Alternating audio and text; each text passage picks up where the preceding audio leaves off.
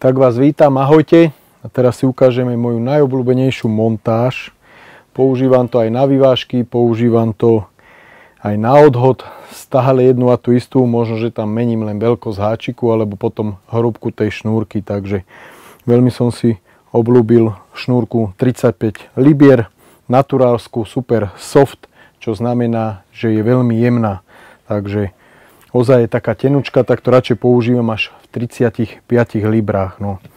Najobľúbenejšie háčiky u mňa sú Curve Medium vo veľkosti 6. Sem tam použijem aj veľkosť číslo 5, čo znamená, že háčik je väčší, ale bohate ten háčik takýto stačí. Čo sa mi na tom Curve Medium ľúbi, je to, že má ten oblúčik troška vzdialenejšie od toho ramienka a tým pádom sa lepšie chytá vlastne do tej tlamky. Čiže čím to máme širšie, tak ten oblúk by mal viac chytať tú rybu, takže preto som si to aj obľúbil.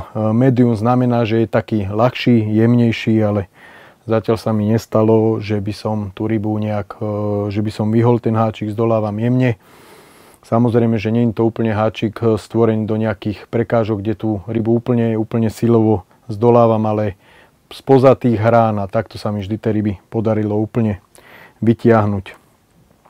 No a to je asi tak všetko, čo k tomu používam. No a samozrejme už potom len čo tam osádzam, tak je krúžok vo veľkosti 3,2, to je taký akurát a to tam dávame preto, aby sme zmenili ťažisko toho háčika, keď to tá ryba nasaje, tak aby nám krásne ten háčik odstával do tej tlamky, aby to tá ryba nevedela až tak ľahko vypluť. Aj keď sledujeme tie videá, že ryby nám to môžu aj 5-6 razy, mnohokrát aj viac nasať a vypluť a videl som to hlavne pri tých väčších rybách, čiže čím väčšia papula, tým horšie, že nám vie tú nástrahu s tým háčikom vypnúť, tak preto sa špekulujú všelijaké nové tie montáže, kratšie, dlhšie, hrubšie, tenšie.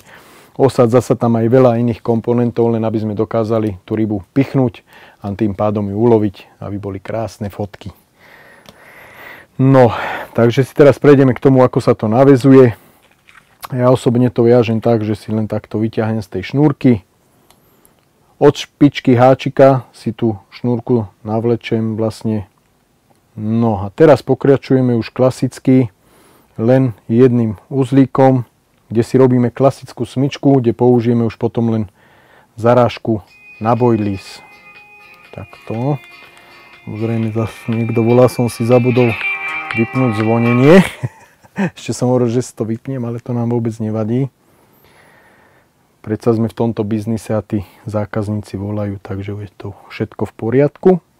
Takže máme spravenú smyčku, no a teraz jednoducho, aby som si vedel od toho háčika určiť vzdialenosť, tak použijeme boilies, takže kľudne tam teraz si môžem našiť 24, ale dáme si dve, aby sme si to aj ukázali, ako funguje vlastne tá zarážka. No ja to robím hneď na tú prvú guličku, keď navliekam, tak tá ihla je tak spravená vlastne, že tu má ten zámoček a ja ten boilies takto točím na ten zámok a pomaličky to posúvam až k tej ihle.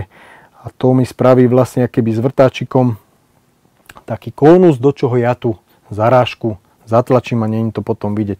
Takže názorná ukážka, pekne do smyčky, zavrieme ihlu, boilies si posunieme.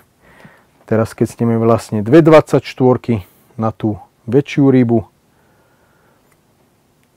tak použijeme dve, takisto hneď teraz navlečeme cez tú ihlu, zavrieme ten zámok, takže takto, šup, navlečeme, necháme si trčať asi centimetr tú smyčku, troška si ju popravím a prichystáme si pekne takto zarážku jednu, ktorú tam zasunieme.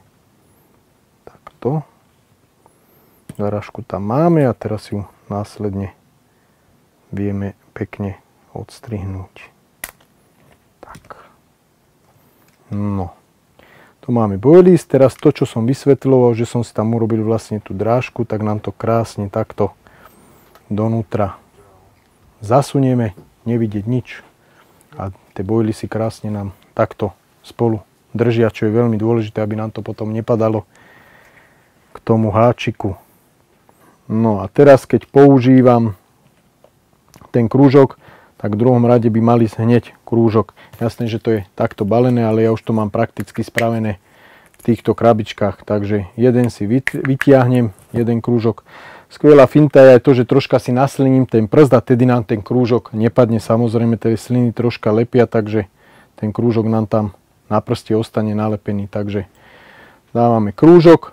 No a teraz, keď chceme použiť dva bojlisy pod seba, tak je dobre tam dávať samozrejme stoper, takzvanú zarážku, aby nám tie dve guličky vedľa seba, alebo teda pod sebou držali, aby sa nám to neposúvalo, tá spodná gulička k háčiku, keďže prvú guličku od zarážky drží väčšinou ten uzlík, ale tú druhú potrebujeme tam podržať. No a teraz je na rade vlastne ten krúžok a teraz s tým krúžkom si dávam len jeden uzlík a hneď si určím aj vzdialenosť tých bojlisov od háčiku. Dávam to hneď od oka 1 až 1,5 cm. Hovorím, záleží, ak to chcem ďaleko. Teraz je to tak 1,5 cm. No a prevlečiem len špičku háčika vlastne cez ten krúžok. Krúžok by sme mali dať do vzdialenosti maximálne po hrot háčika. Tým pádom to bude lepšie. Keď chceme, tak vieme ten krúžok na tom jednom uzlíku posunúť tak, jak potrebujeme a potom budeme ďalej viazať. Čiže keď nám to takto vyhovuje, tak je to super. No, teraz to mám tak nastavené, jak to chcem mať, čiže maximálne ten krúžok je osadený po ten hrot.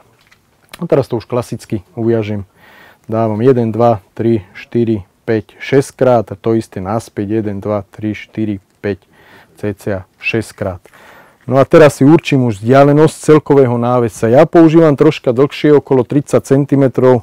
Viac sa mi to osvedčilo na tú väčšiu rybu, lebo že vraj ten kapor dokáže toľko donútra nasať, jak má veľkú hlavu. Takže ja som radšej za, nech to nasaje čím hĺbšie, aby sa chytil a nech to má vlastne ľahšie. Niekto používa kratšie tie náväzce, ale mne sa osvedčilo proste ten dlhší 30 až 35 cm.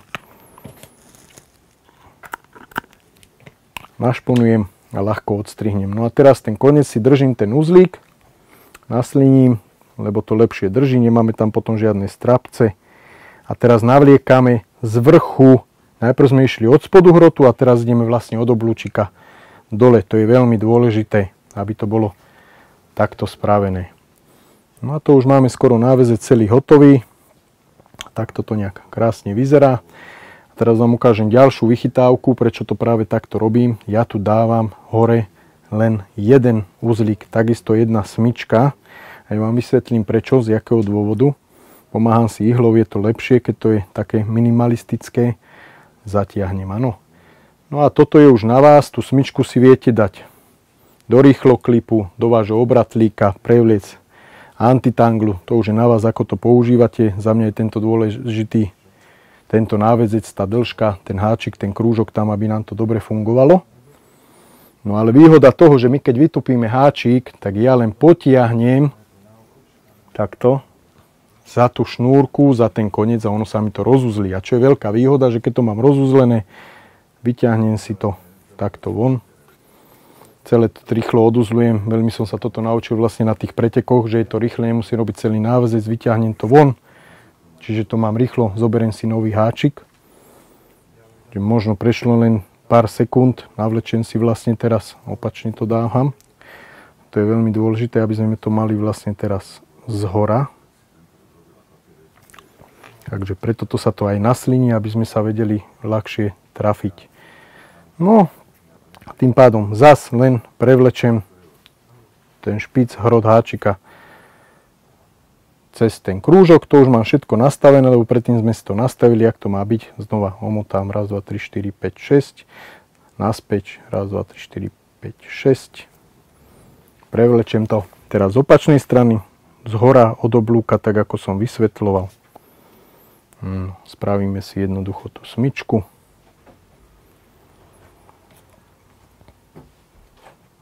A trvá to ozaj náväzec spraviť a vymeniť háčik do nejakej polominútky a môžeme ísť znova nahadzovať a chytať. Takže takto vyzerá ten náväzec. Čo je ešte veľmi dôležité, preto sa sem dáva ten krúžok. Ja tu ešte tú šnúročku vlastne za tým háčikom troška takto naruším, ona ostane lepšie potápavá, lebo narušíme vlastne to povoskovanie, to šitie tej šnúrky, alebo teda z čoho sa to skladá, ostane len to úplne také jemné, také rovné. A čo je veľmi dôležité, kapor, každý si myslí, že ten kapor to nasáva, alebo každý to skúša takto, áno, že sa to zachytí. Ale to už je v tom prípade, keď ryba to nasaje, vyšponuje nám ten náväzec o to olovo, tak samozrejme, že ten háčik má tendenciu rotovať. Lenže keď tá ryba dojde, dajme tomu, že z tejto strany, teraz krásne vidíte, jak sa nám ten háčik otáča do každej strany a musí byť nasmerovaný, keď to ryba nasaje vlastne do tej spodnej tlamky. Takže stále ten háčik do každej strany musí byť dole. Na to nám slúži ten krúžok a vyváženie toho samotného háčika. Takže veľmi jednoduché a toto mám najradšej, čo používam a funguje to aj na veľké kapre. Takže takto.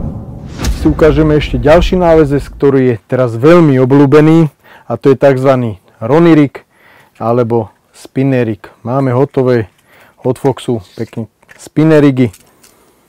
Toto mám vo veľkosti 4, ale robí sa tam ešte 7, 6, 5 a 4, takže na tú väčšiu rybu odporúčam troška tie väčšie háčiky.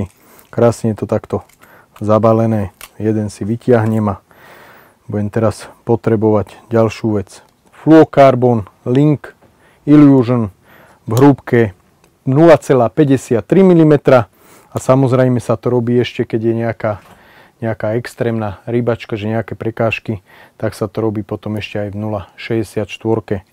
Väčšinou používam tu 0,53, aj keď si myslím, že pri tomto náväzci je to úplne jedno.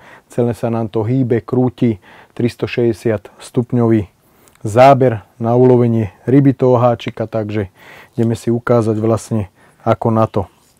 Takže v prvom rade, čo potrebujem, tak použiť Crimsy. Keďže mám 0,53, tak použijem 0,6, čo znamená 0,6 priemer dierky. Takže prvé si navlečiem z jednej strany. Takto. A teraz samozrejme do toho krúžka, ktorý je na spiererigu, urobím si malú drobnú smyčku a nasuniem teraz do druhej strany toho krimpu. Tak.